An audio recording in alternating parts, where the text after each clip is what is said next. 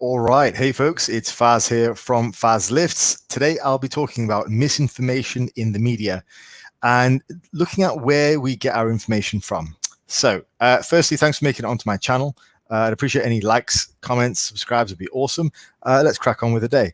So, I was scrolling on Instagram and I saw this from an account that I follow. The account is called Uber Facts. Now, usually it's a really fun account. They do facts about all kinds of general knowledge things, like animals, dinosaurs, the human body, all kinds of stuff like that. And so normally it's really fun. And they put this up a couple of days ago, and I saw it, and I thought immediately, one, it's BS. And you know when you look at something on Instagram and you don't agree with it, you immediately look at the comments to see what people are thinking about it. So all through the comments, there was just this large sentiment of people agreeing with it. Like, yeah, that's true, that's true, that's true.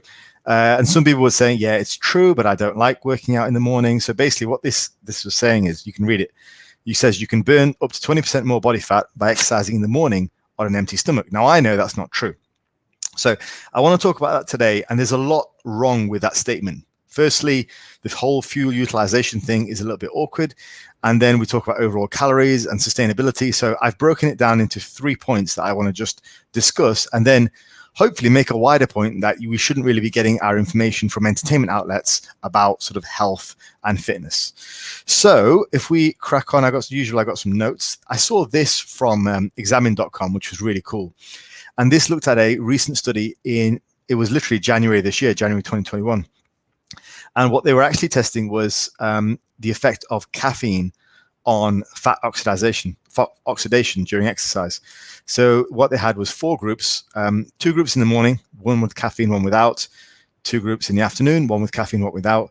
And you can see there was quite a lot more fat oxidation during exercise. Fat oxidation, I keep getting that wrong. Fat oxidation during exercise with the caffeine. But the important thing, what we're looking at is, in the morning, there was less fat oxidation. In the afternoon, there was considerably more, regardless of whether caffeine was ingested or not.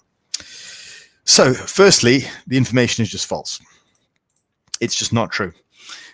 So before we even get into the whole calories argument, the whole fuel utilization argument is just wrong.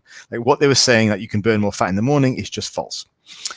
So what I want to add on to that is the fuel that you use is far more down to 2 major factors. One is the highest sort of impact thing, because you can influence it, is the type of exercise that you do. So if you choose to do something which is more glycotic, so that is more high intensity, like lifting weights, like doing high intensity circuits, the more close it is to like lifting weights, basically, the more carbs it's going to utilize. And on the other end, the closer it is to just a walk or even a light jog for some people, the more it's going to burn fat. So that's one of the major things you can influence, regardless of time of day. The type of exercise that you choose is far more of an influence on the fuel utilization. So like, you're not going to hit a heavy set of 5 in the squat and it's going to, and think it's going to come from your fat. It's not, it's going to come from carbs. So that's the first thing. Okay. Fuel utilization is far more down to your individual biology and the type of exercise you do. Now, the next thing is that still doesn't mean, if you are looking for fat loss, that you shouldn't lift weights, because overall calories win out. Like, we don't need to have this carrot on a stick of let's decide when we can utilize the most fat and when we can burn the most fat. We don't need that. What we want to do is we want to prioritize burning the most calories if fat loss is what we're after. This is one of the reasons why for my fat loss clients, I recommend lifting weights, and I recommend light walking, so activity like steps, because that provides us with the biggest bang for our buck. We lift weights, lift them heavy to increase the level of muscle mass, also to provide a pool of glycogen for the food that we eat.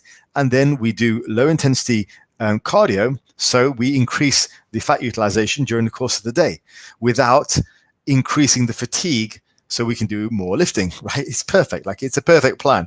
And lo and behold, that is how the histories and the world's most ripped athletes, aka bodybuilders, have been doing it for years, right? That is the golden formula. So Arnold would tell you back in the 60s, lift lots of weights and go jogging on the beach. Nice light jog. I would tell you, yeah, go for walks, increase your steps during the course of the day and lift heavy weights.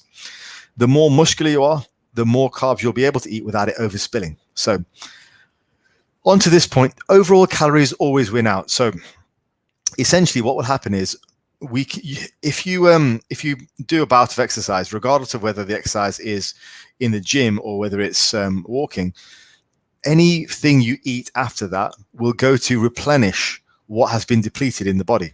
So what I'm trying to say is you don't need to worry about fuel utilization.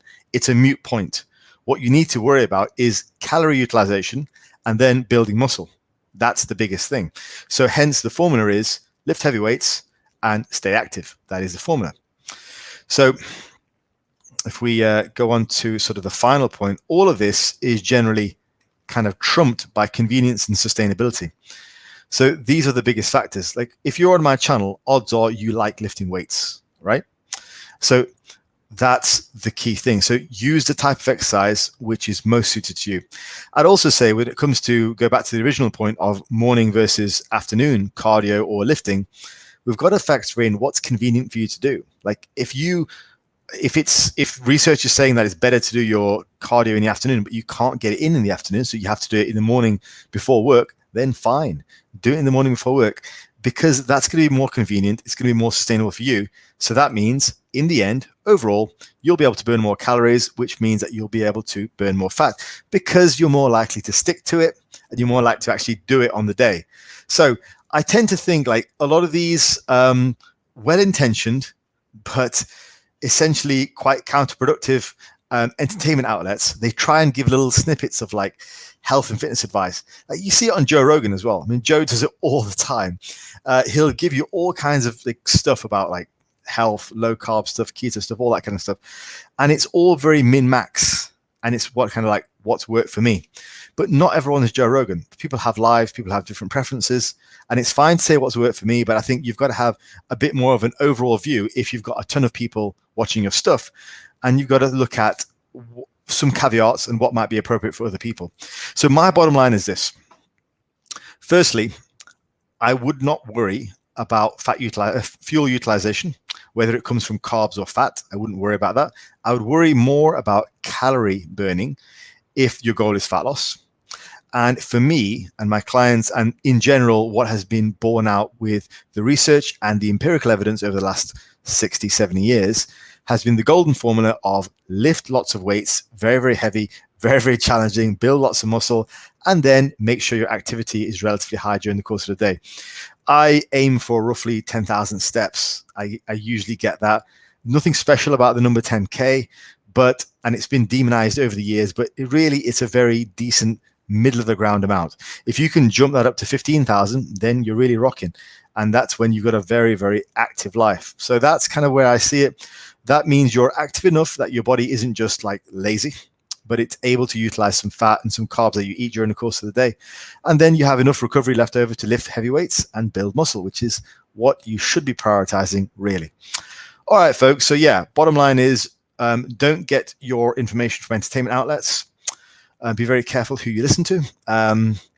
And UberFacts is still a pretty good account, though. I'm not going to put them down too much. I'm still subscribed to them. I think they're still pretty interesting. But as it is, it's not something I would go to for health and fitness advice when it comes to my body. All right, folks, I'm going to call it there. If you've gotten this far, please do subscribe. If you don't subscribe, then you know what will happen. Well, what will happen is I will have one less subscriber than I should have. All right, I'll leave you with